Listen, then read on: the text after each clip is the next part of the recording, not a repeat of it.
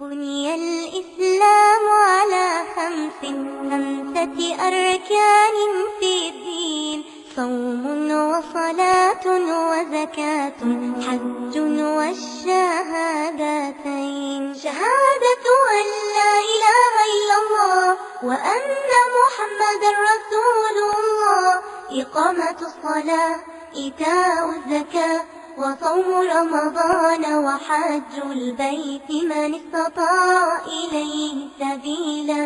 شهادة أن لا إله إلا الله وأن محمدا رسول الله، لا أعبد في الكون إلا الله ورسولي للبشر هدى. بني الإسلام على خمسة أركان في الدين: صوم وصلاة وزكاة حج والشهادتين. وأكلم ربي خمسا: أطهر بدني بالصلاة، بوضوئي، بركوعي، بخشوعي دوما ألقى.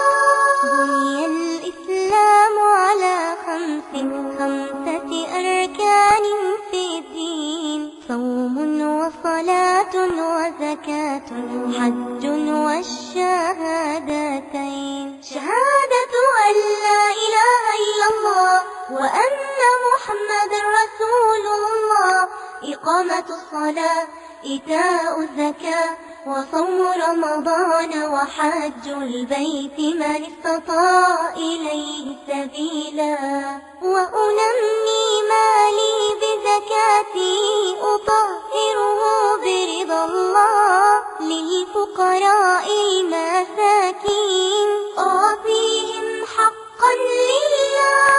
بني الإسلام على خمسة أركان في الدين: صوم وصلاة وزكاة حج والشهادتين.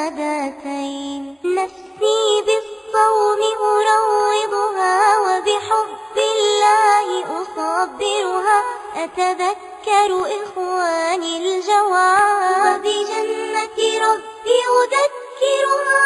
بني الإسلام على خمسة أركان في الدين: صوم وصلاة وزكاة حج والشهادتين.